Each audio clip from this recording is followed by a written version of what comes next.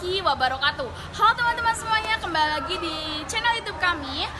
Di video kali ini kami akan mempresentasikan atau menjelaskan tentang hudud dan hikmahnya.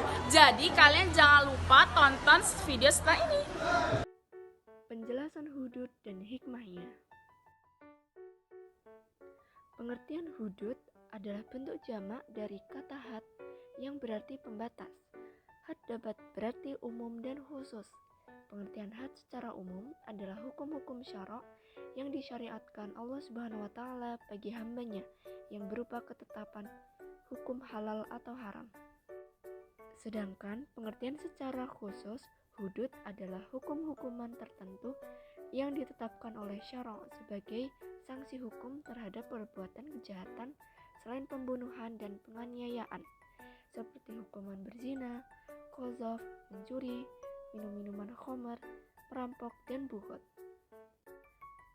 Perbuatan yang tidak termasuk pidana diantaranya 1. Berzina, 2. Qadzaf atau menuduh zina, yang ketiga meminum khamr, keempat mencuri, dan kelima merampok. Zina merupakan persetubuhan antara laki-laki dan perempuan yang tidak terikat dengan perkawinan yang sah. Berikut merupakan dalil zina.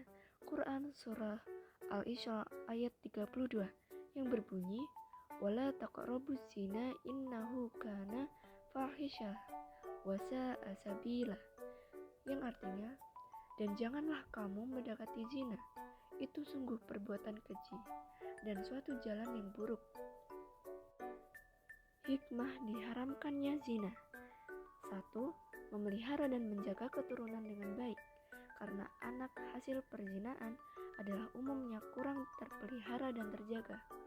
Yang kedua, menjaga harga diri dan kehormatan manusia. Yang ketiga, menjaga ketertiban dan keteraturan rumah tangga. Yang keempat, memunculkan rasa kasih sayang terhadap anak yang dilahirkan dari pernikahan yang sah. Pengertian qadzaf. Qadzaf secara bahasa artinya adalah melempar dengan menggunakan batu atau yang sejenisnya. Istilah ini kemudian digunakan untuk menunjukkan arti melempar dengan sesuatu yang tidak menyenangkan, karena adanya sisi kesamaan antara batu dengan sesuatu yang tidak menyenangkan, yaitu adanya dampak dan pengaruh dari pelemparan dengan kedua hal tersebut. Pelemparan dengan menggunakan kedua hal itu sama-sama menimbulkan rasa sakit. Jadi, qadzaf dapat menyakiti orang lain melalui perkataan. Berikut dalil qadzaf pada Quran Surat An-Nur ayat 23-25 yang artinya, sesungguhnya orang-orang yang menuduh perempuan baik-baik, polos, dan beriman dengan tuduhan berzina, mereka dilaknat di dunia dan di akhirat, dan mereka akan mendapat azab yang sebesar pada hari ketika lidah, tangan, dan kaki mereka menjadi saksi atas mereka terhadap apa yang dahulu mereka kerjakan. Pada hari itu, Allah menyempurnakan balasan yang sebenarnya bagi mereka, dan mereka mengetahui bahwa sesungguhnya Allah Maha Benar lagi Maha Menjelaskan. Hikmahnya diharamkannya qadzaf. Janganlah kamu mendekati zina, sesungguhnya zina itu adalah perbuatan yang keji dan terburuk. Yang pertama, menjaga kehormatan diri seseorang di mata masyarakat. Yang kedua, agar seseorang tidak begitu mudah melakukan kebohongan dengan cara menuduh orang lain berbuat zina. Yang ketiga, agar si penuduh merasa jerah dan sadar diri perbuatan yang tidak terpuji.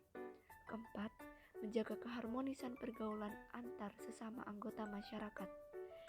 Dan yang kelima, mewujudkan keadilan di kalangan masyarakat berdasarkan hukum yang benar.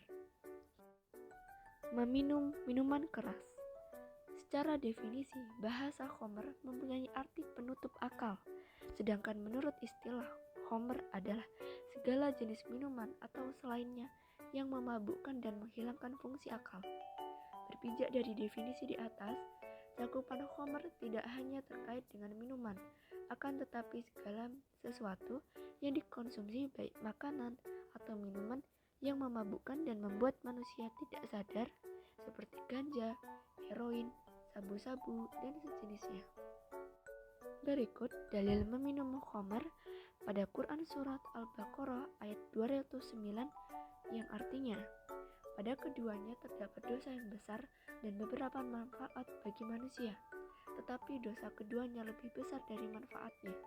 Dan mereka bertanya kepadamu, apa yang mereka nafkahkan? Katakanlah, yang lebih dari keperluan. Demikianlah Allah menerangkan ayat-ayatnya kepadamu supaya kamu berpikir. Beberapa hikmah diharamkannya khamr. 1. Masyarakat terhindar dari kejahatan seseorang yang diakibatkan pengaruh minuman khamr. 2. Menjaga kesehatan jasmani dan rohani dari berbagai penyakit yang disebabkan oleh pengaruh minuman khamr seperti busuk lapar, hilang ingatan, atau berbagai penyakit berbahaya lainnya. 3. Masyarakat terhindar dari siksa kebencian dan permusuhan.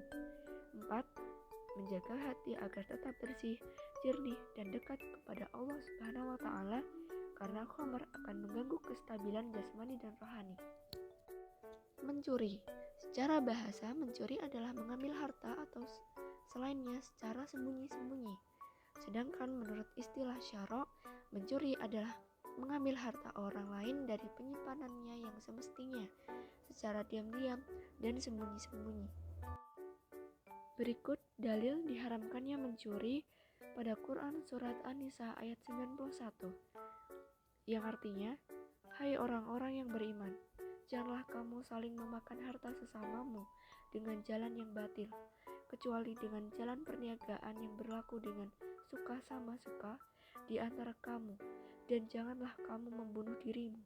Sesungguhnya Allah adalah Maha Penyayang kepadamu. Beberapa hikmah diharamkannya mencuri. 1. Seseorang tidak akan dengan mudah mengambil barang orang lain karena hal tersebut akan memunculkan efek ganda. Yang kedua, seseorang akan memahami betapa hukum Islam benar-benar melindungi hak milik seseorang. Ketiga, menghindarkan manusia dari sikap malas. Keempat, membuat jera pencuri hingga dirinya terdorong untuk mencari rezeki yang halal.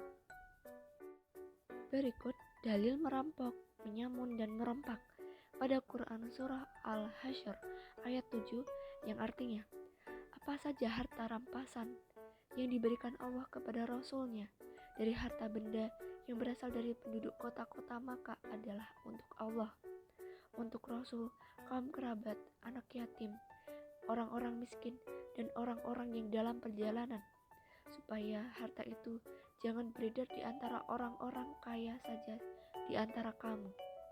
Apa yang diberikan Rasul kepadamu, maka terimalah, dan apa yang dilarangnya bagimu, maka tinggalkanlah, dan bertakwalah kepada Allah. Sesungguhnya Allah aman, keras hukumannya. Beberapa hikmah diharamkannya merampok, menyamun, dan merompak. 1. Seseorang tidak akan dengan mudah mengambil barang orang lain karena hal tersebut akan memunculkan efek ganda. Yang kedua, seseorang akan memahami betapa hukum Islam benar-benar melindungi hak milik seseorang. 3.